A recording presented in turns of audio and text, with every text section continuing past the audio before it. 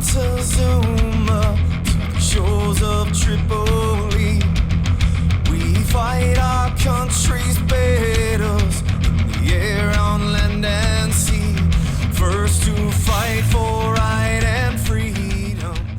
On this episode of Cigars and Sea Stories, Mike is sitting down with Jim Rashella of Off Duty Blue. Jim is a fellow Marine veteran, chewed some of the same dirt in Iraq, knows some of the same folks from Upstate New York, doing entrepreneurial stuff, fellow veterans. Hey man, it's awesome sitting down with you. Welcome to Cigars and Sea Stories. Thanks for having me. I appreciate the opportunity. Oh yeah, absolutely.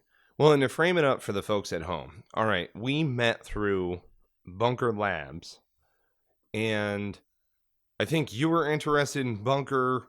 We wound up getting together, all of this other good stuff, linked up over there, and you're doing this.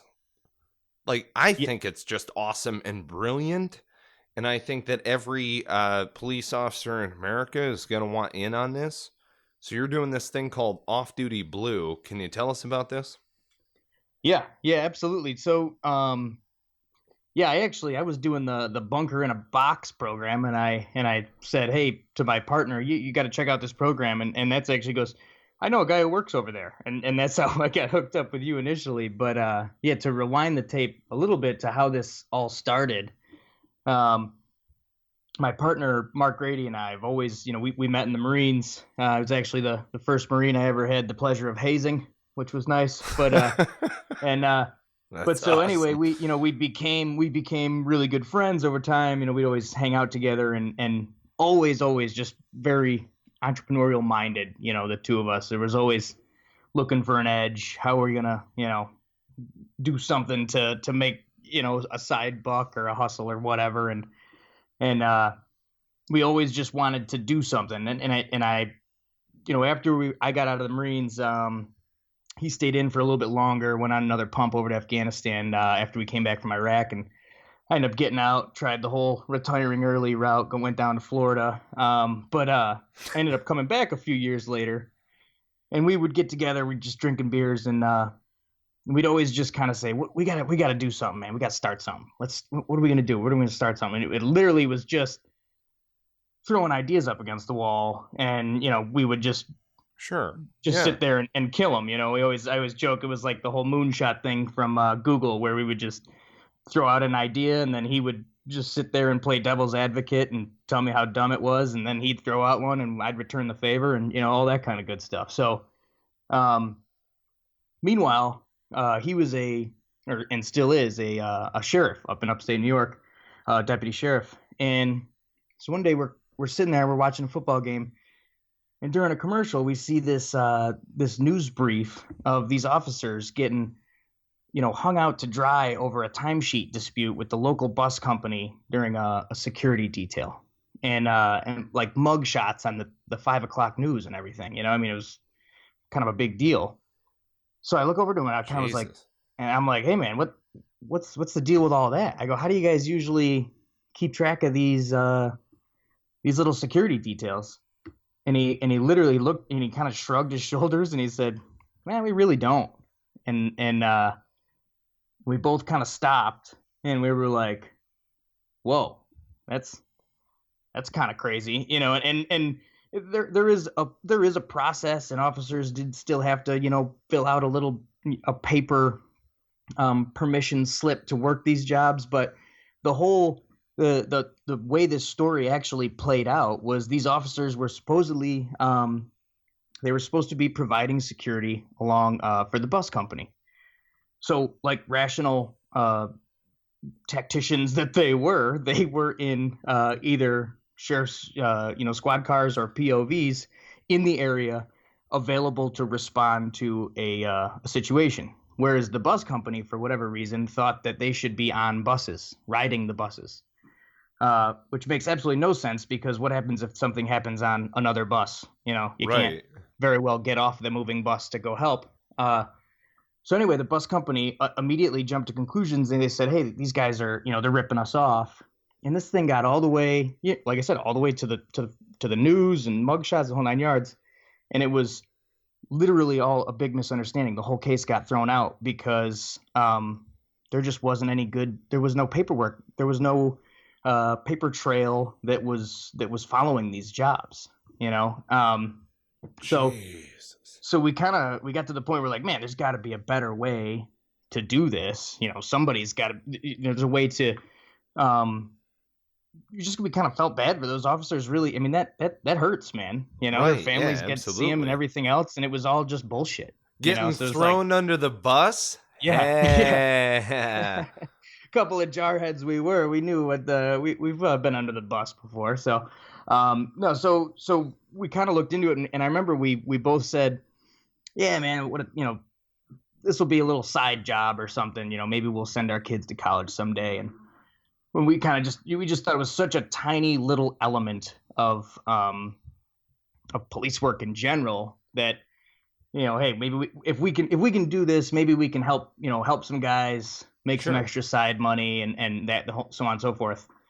And we started doing a little bit of research and whatnot, and went on Police One and Officer.com and just going on the forums, and saying, hey, well, how do you guys usually keep track of these things? This is how we do it here. And sure enough, we get responses from like all over the country. Yep, same way here. It's bullshit. Same way here. You got all the guys hogging all the jobs, and it just pretty much everybody's rogering up across the country. And then all of a sudden we're hearing people saying, yep, same way here in Canada, same way here in Australia, same way. And we're like, holy shit, this is like an actual problem, Right. No, there's a market to capitalize here, is what you're saying. Right. Yeah. I mean, and we and really it's actually really, really hard to estimate the amount of hours that are worked because there is such a void in the record keeping department. But from all, really conservative accounts, I mean, there's like probably over 100 million hours worked every year. You got to think every concert, every ball game, these guys are off duty. They're volunteering to take these positions. That's how a lot of guys supplement their income. Police officers are notoriously underpaid and overworked, especially these days. So what we did is we took that bulletin board system, the word of mouth, mass email type of system that was being used, and we kind of we digitalized it in a really simple, straightforward way that anybody can use. We realized that there's officers on the force that have never owned an iPhone, and we also know that there's officers on the force, the new guys that have had an iPhone when they were in middle school. So we had to make it easy enough for everyone to use. So we basically tried to do the bare bones as straightforward as possible, and grunt proof. And the bottom line is, we rather than there was some companies out there that would charge the police officer, charge a service fee, or they would charge the department, for the service. What we did is we kind of took like a software as a service type model, and we charged the clients a real modest service fee added to the officer's hourly rate. So if the officers are working for $50 an hour, they get $50 an hour. They get it actually 48 hours after that job is finished. It's direct deposited into their account. So they're getting pinged through their phone as to like, hey, we need you for this job, and then I want to go do that job. Is that kind of how it works? Essentially, one of the things that we really wanted to address, my partner being he's a nighttime cop, SWAT team and drug cop, so he always works at night. So he was saying that, when I was asking him about these things, I said, well, do you ever work these details? And he's like, nah, I don't ever get a chance to work them. And I was like, is that by choice or, kind of by design? And he said that, what happens is he sleeps all day, or not all day, but, he sleeps during the day. Right. And he'll wake up and check his email. And sometimes there'll be an email that says secondary employment opportunity. And then 3 minutes later, there's another email that says position's been filled.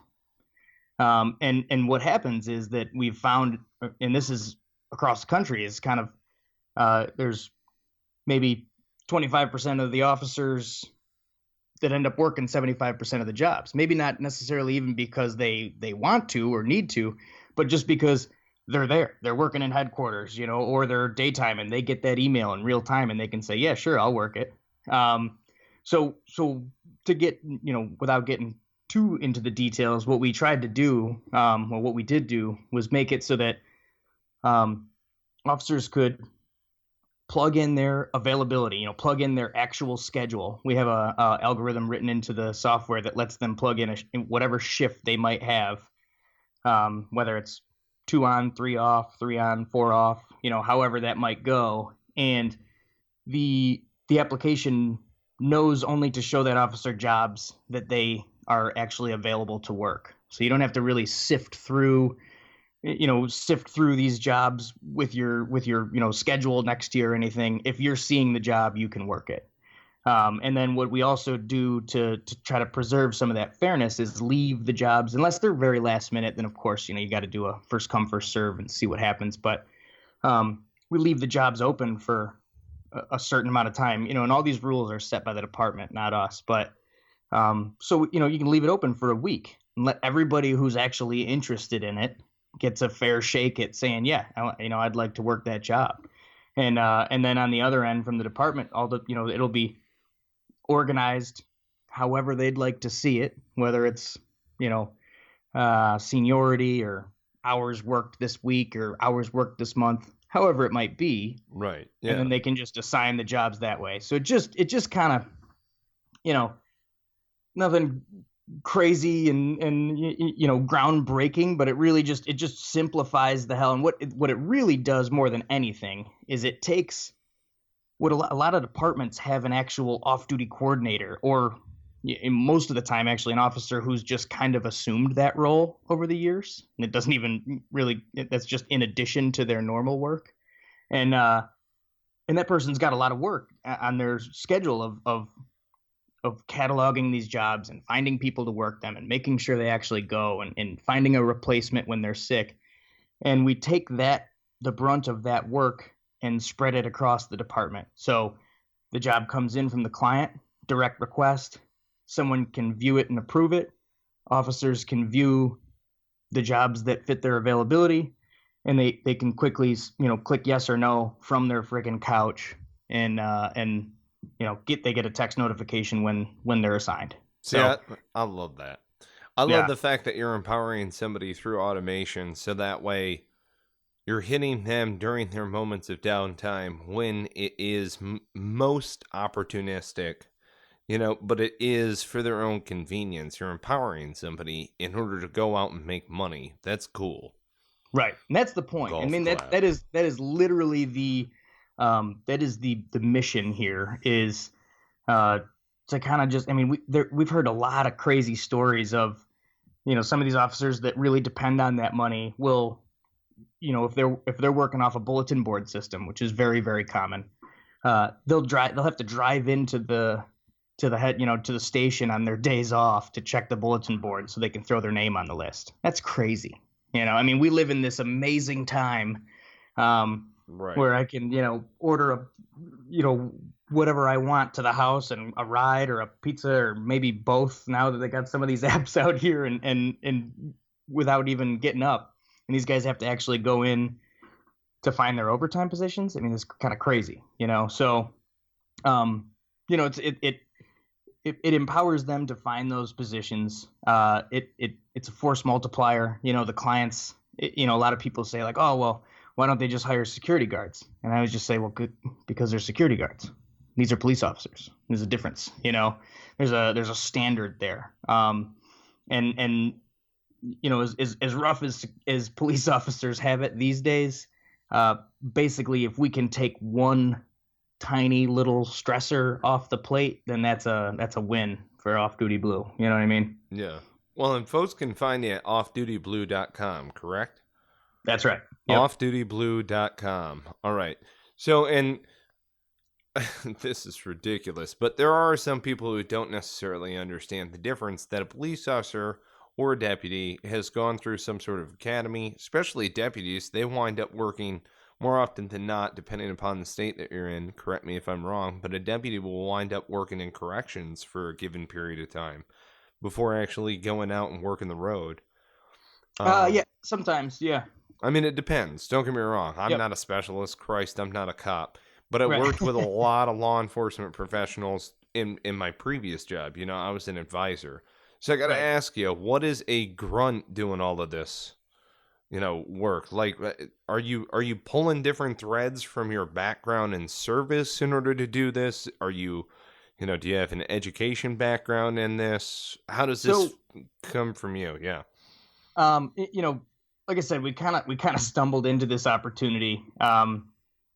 I guarantee you, I would, if you asked me 10 or 15 years ago what I'd be doing now, I would not tell you that I'd be helping schedule police officers, you know. And I remember a lot of times, funny stories, when we go into these meetings, you know, they're at the police station or the jail, and you know, where we walk by the little holding cells and whatnot, and I'm like, man, I've never been back here without bracelets on. This is cool, you know. So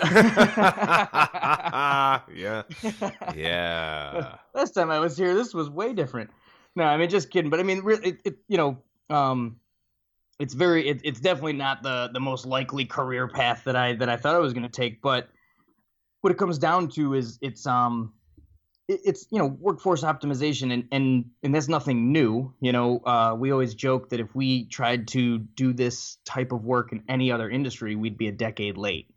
Lucky for us, our municipalities operate a decade behind the rest of the country or the world, and they're still using paper and bulletin boards and crazy stuff like that. But you know, one of the things that most recently, you know, I was a Marine infantry and light armored reconnaissance. You know, sure, we did fire watch. I mean, that's the most closely associated thing, but we weren't exactly right, to all being a cop. Right. We weren't exactly all fighting to get those positions, but but when I got out, I actually, you know, even when I was in in high school, I worked at a marina, and you know, I eventually, when I came back to New York, I started working there again. I was managing all of the waterfront operations. So we would install docks and hoists, and we had different dock crews that would, you know, deliver boats and do all these things.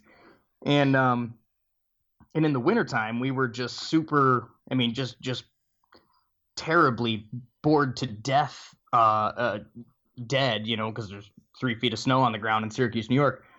But so just to keep myself busy, what I would do is, you know, make maps of all of the different dock jobs that we have to do, and go through the billing and just kind of like really optimize the way that we do things, and try to minimize the staffing that we, you know, needed to do it, so that we could turn more profit. And in 1 year, without any sort of formal training or even knowing what the fuck I was doing, other than just being bored and needing something to look like I was busy.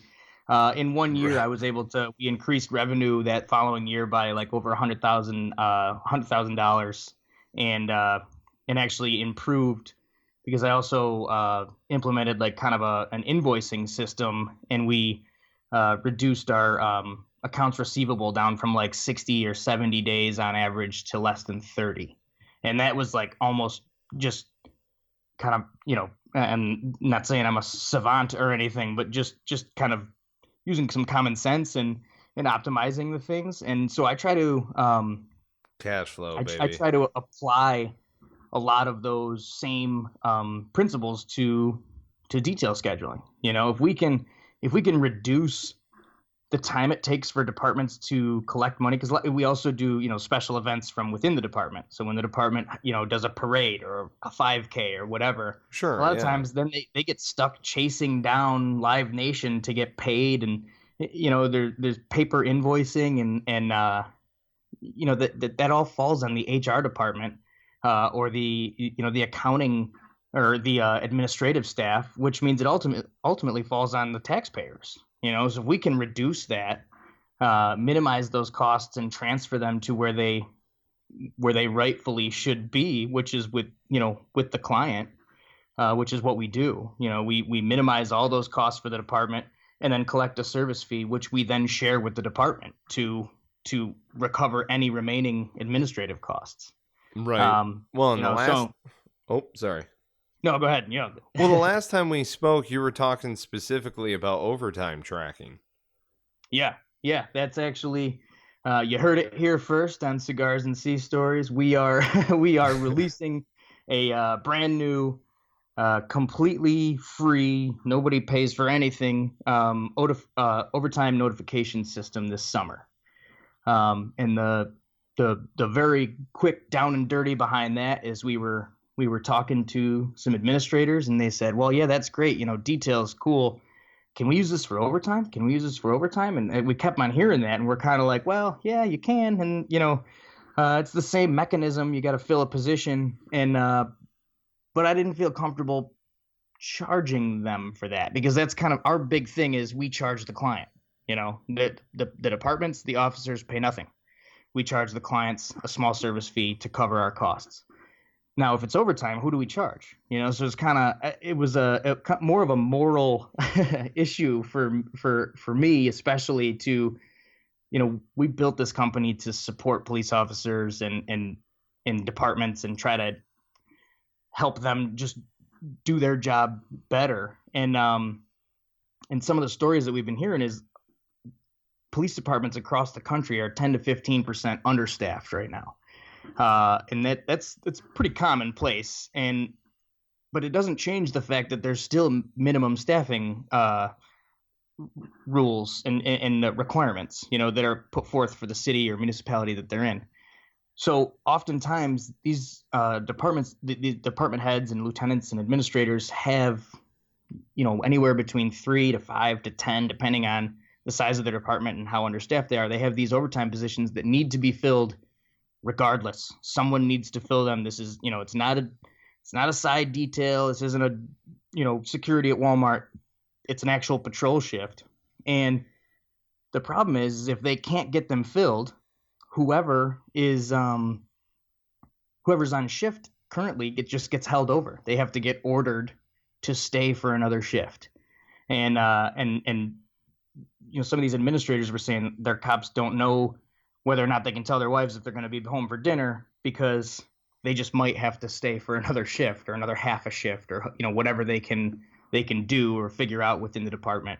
Sure. So, and that's crazy, you know. So what we did is we actually took some of the features that we already had and we kind of stripped them down and figured out a way to offer, you know, it's an email and text notification system where administrators can punch in opportunities, whether they're, you know, right now, immediately, or a month out in advance, just date, time, shift, and they can actually push those out to officers based on, you know, on their shift. So you're not bugging everybody with a mass email or anything like that. That's and then brilliant. and then officers can just, you know, they can just there's going to be a little link there. You know, they don't have to log in or anything, nothing. You know, you hit the link. The link is specific to the officer who received the text message. He'll see all the shifts that have been offered to him or that are available for pickup and can just go ahead and bing, bing, bing, check the ones he's interested in. And in real time, in that exact moment, that administrator can see on a dashboard those officers getting, you know, pushed into the different positions. So, and you know, we know that there's no way that we're going to be able to completely solve overtime, you know, for good, and nobody's ever going to have to get held over. But honestly, if we can even reduce it a little bit and just make that frantic dialing of officers, you know, go away for the administrators, then, you know, it's a win for sure. You know. So do you have a direct link for that overtime tracking or any way for somebody to contact you directly for that overtime tracking feature?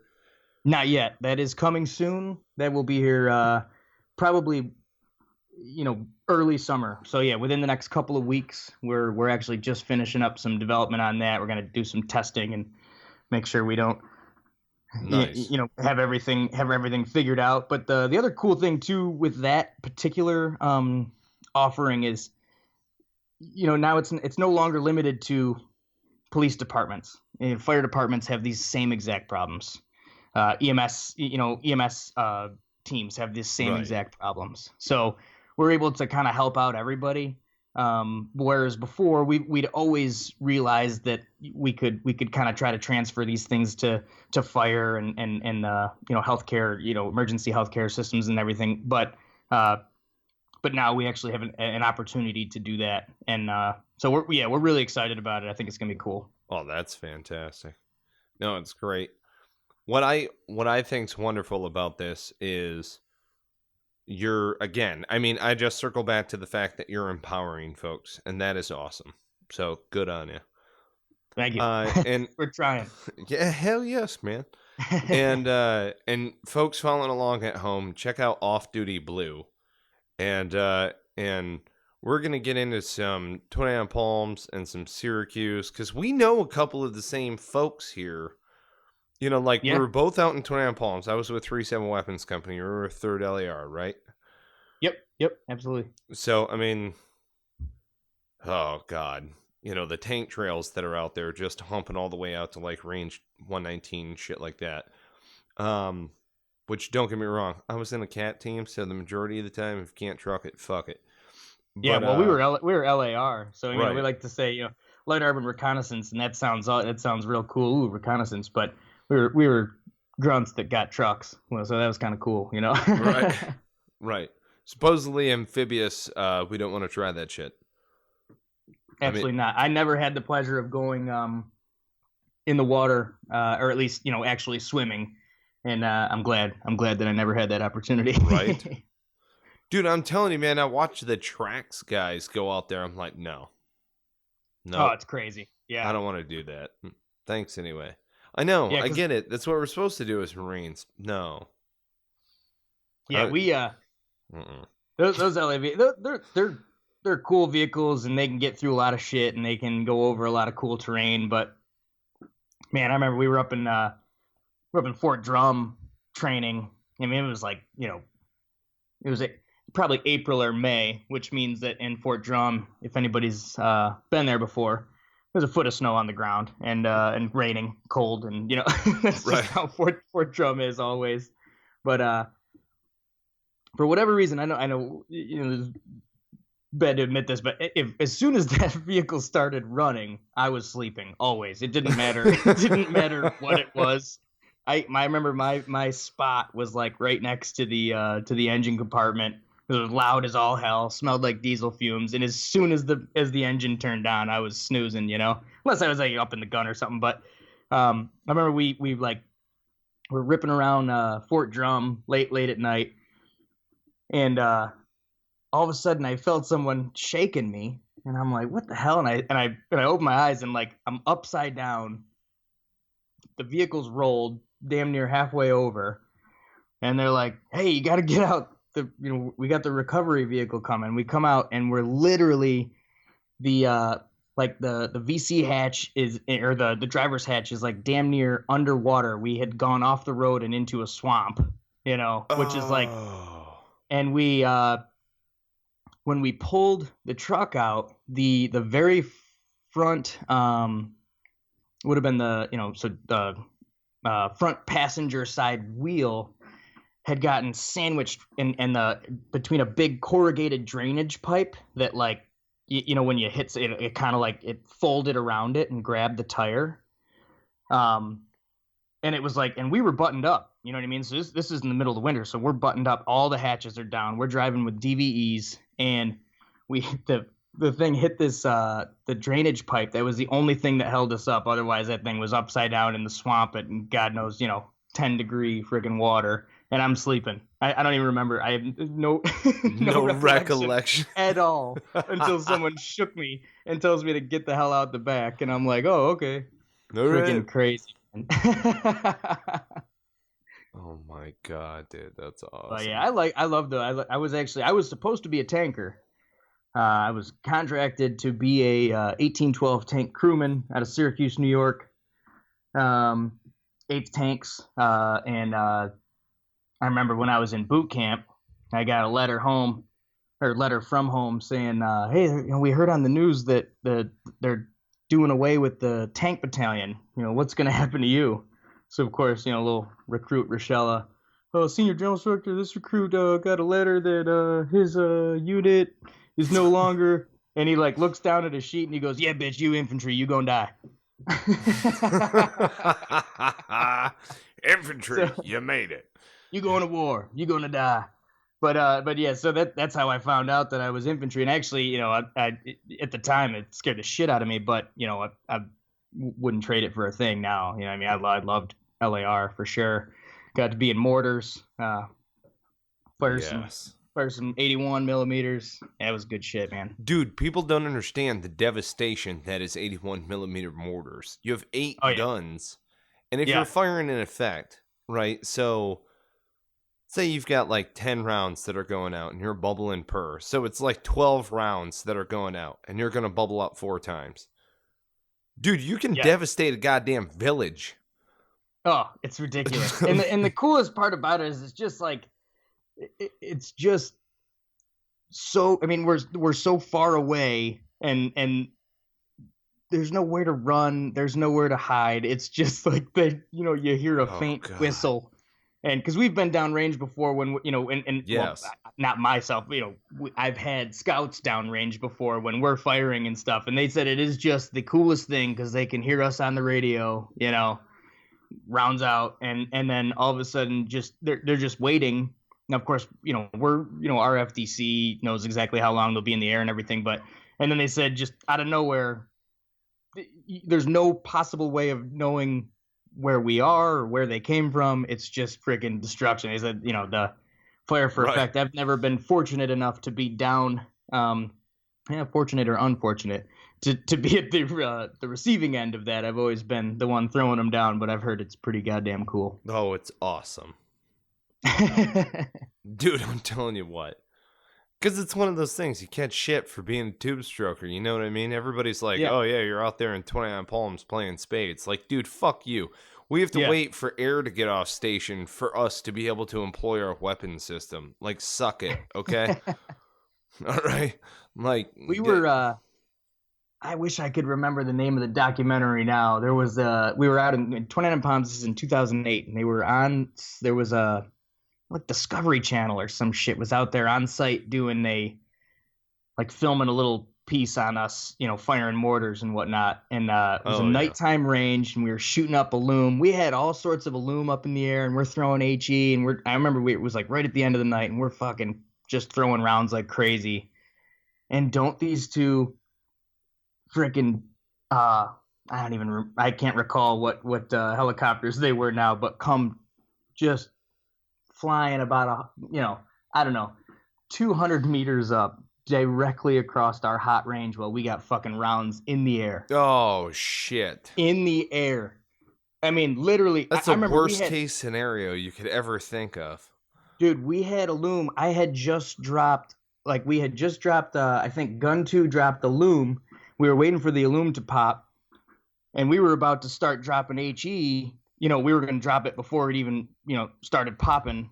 We were going to start throwing the HE down range, and literally the loom is up there. It's getting ready to pop, and these two fuckers come right over one of the mountains and just start cruising, and we're like, holy shit, this is about to get ugly bad, And so we everybody's call off or whatever, and I remember it was a staff sergeant at the time, but he's a first sergeant Moon now. He was actually the best man at my wedding. He was our platoon commander, and these helicopters come right around. They come right across our hot range. Then they land directly across the street from us on the next range over, directly across the street, and I'll never forget Staff Sergeant Moon. We had to literally grab him and fucking tear him off, because he's tearing on the fucking door of the Humvee trying to rip these dudes out of it, and he's like, I mean, because we had the range, our range was hot. I mean, we had it all, FDC knew that, or range control, all that kind of shit. We had our light on, the whole 9 yards.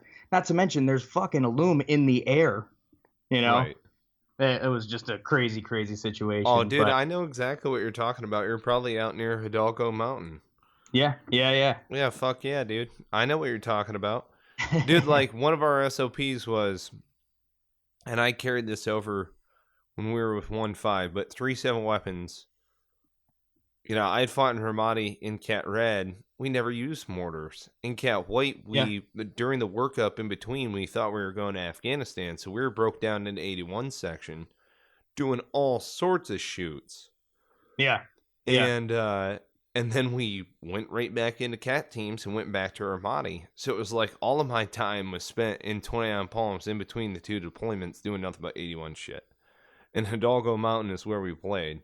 So our SOP was always just turn on your PEC 4s, have them handy, essentially.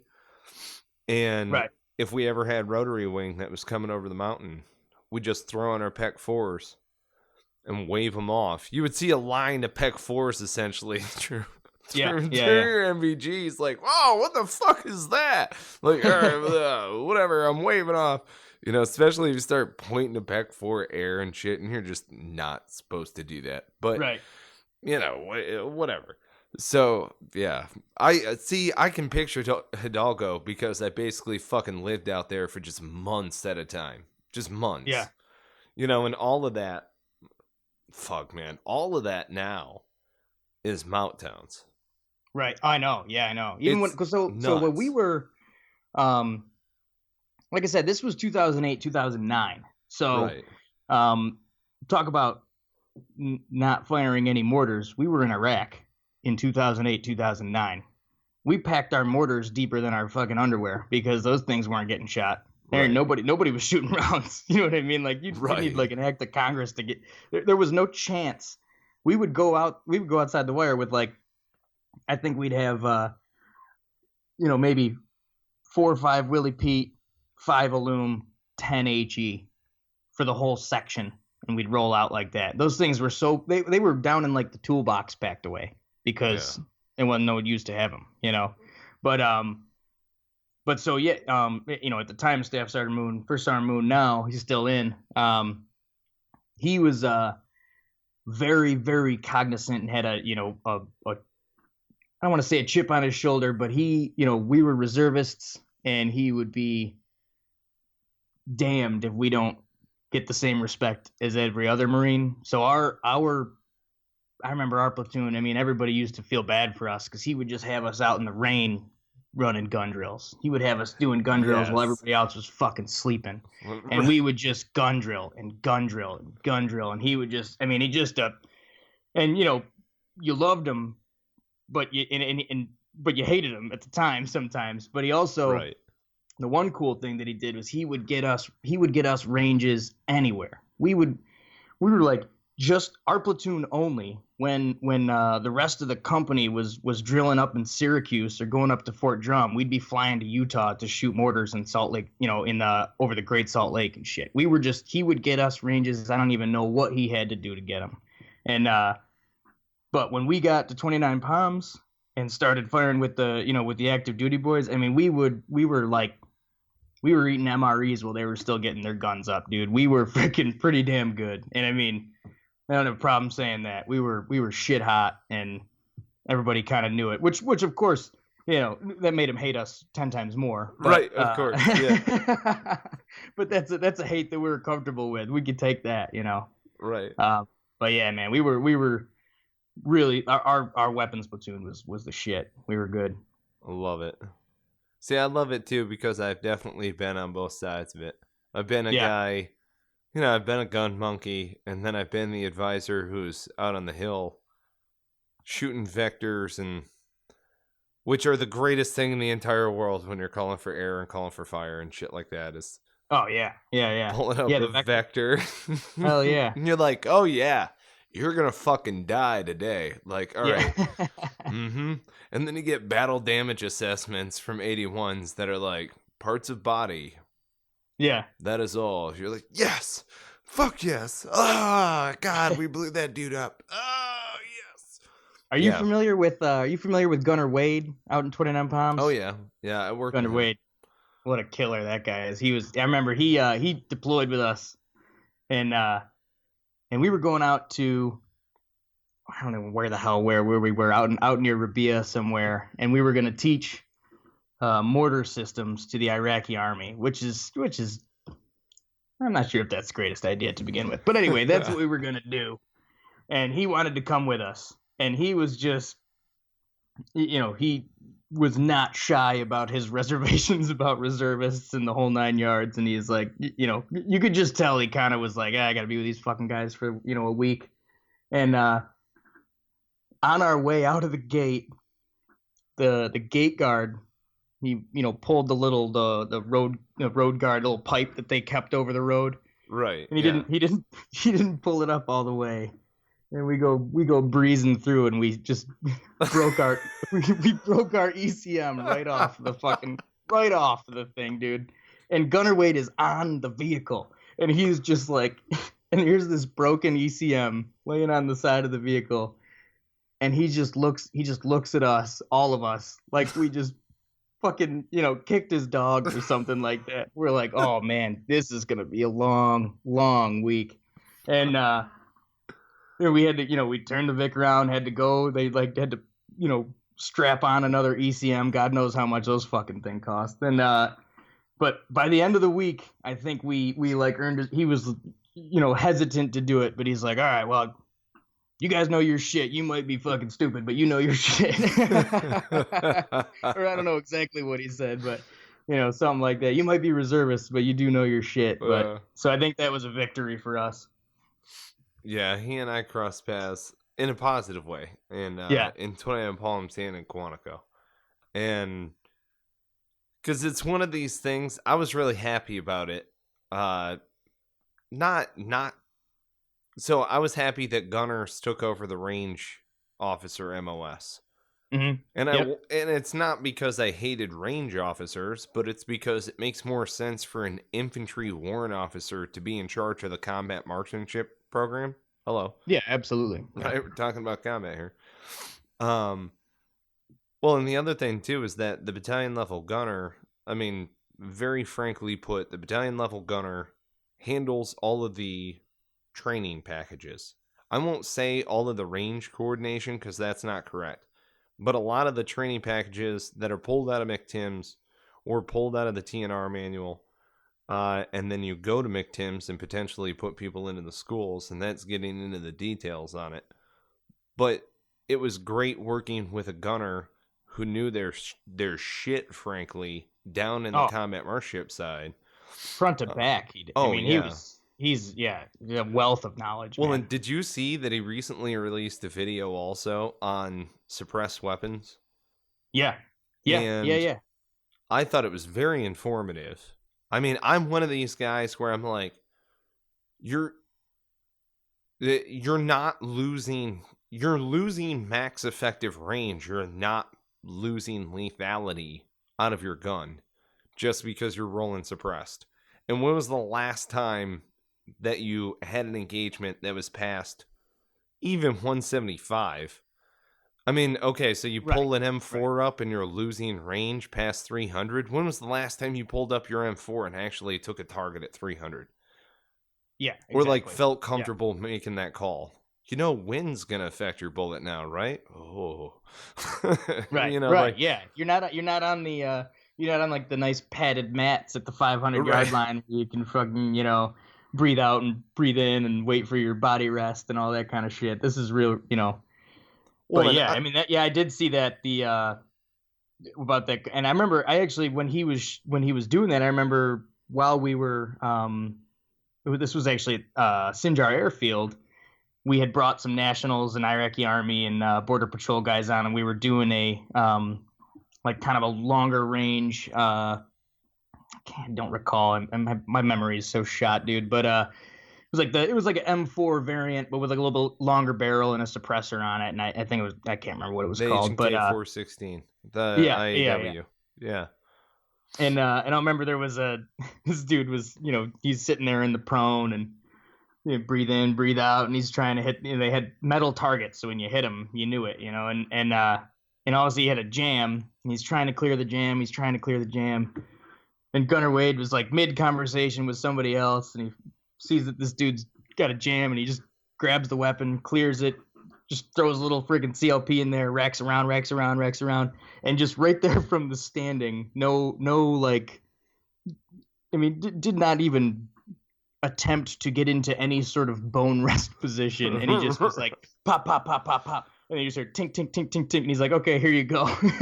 I mean, like, just, and then directly back to his conversation. I mean, just, and I know that's probably not all that, I mean, you know, you being a DM instructor and everything, that's probably not the craziest thing, but to just see him so nonchalantly be so proficient, you know, and just and professional was really kind of crazy. I have a lot of respect for that guy. Well, and that's right. And that goes into gunfighting. I mean, it's just knowing, Yeah. right? You know what I mean? So, absolutely. I mean, the utmost respect to anybody who can pull up a weapon and hit steel on steel like that numerous times repeatedly. But, yeah, no, I know what you mean. It's one of those things where, personally, what I do is I look back into our service years and I say, oh man, a lot of these different individuals that I encountered, I really like that. I really like that. I really like that. And now I take it and I use it today in what I'm doing. Do you, how do you take your military background or any of the tools that you learned, any of the people, any of the leaders, any of that, and then roll it into off-duty blue? Just kind of in wrapping things up here. Yeah, no, I absolutely do the same thing, and I'll, you know, often, you know, I'm filling a CEO billet here, you know, that's like, you know, above my pay grade, above your pay grade, Marine. You are like, you know what I mean? I'm a sergeant, and I'm trying to, you know, and sometimes I have to really like stop and go, holy shit, you know, I mean, there's only a few of us, but people depend on this, and we have to do the right thing. And more than anything, too, we have to do the right thing by, I mean, you know, this isn't just, I'm not just selling a widget to or an app to somebody, and I have to earn the respect of our you know, the leaders of our police forces, and they have to trust us to actually, you know, keep their officers' information safe and actually do right by them. And so I'm overwhelmed often, you know, and but I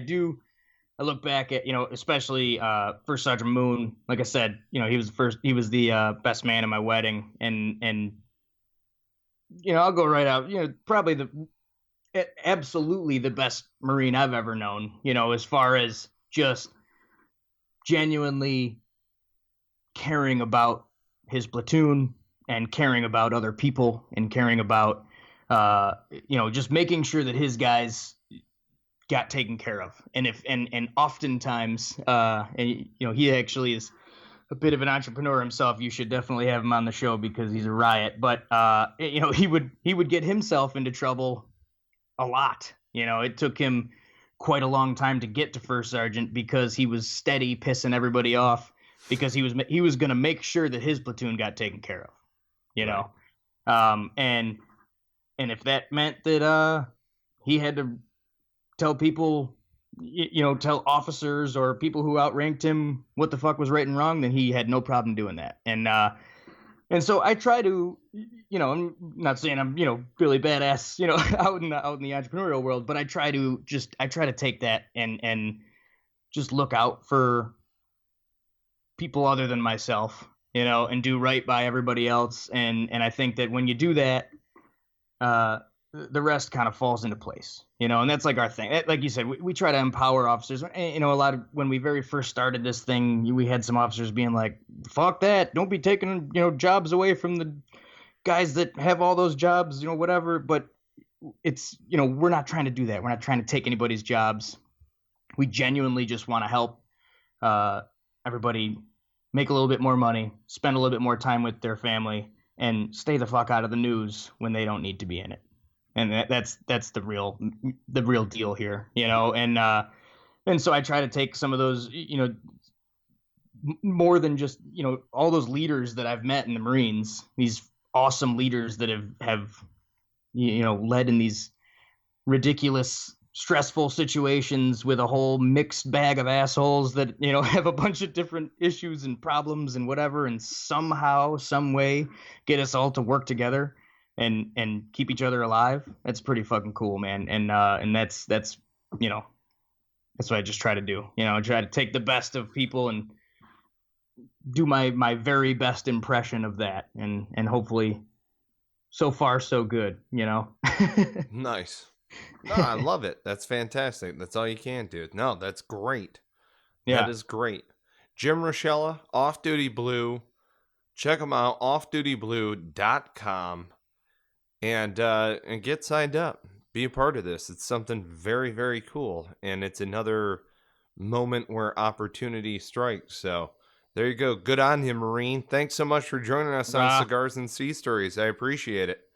No problem. Thanks for having me. Come back anytime. Hell yes. Awesome. Folks out there in Radio Land, make sure that you subscribe, rate, review the podcast. You can find us on iTunes and your Android apps that are out there. We're also on YouTube if you prefer to go on there.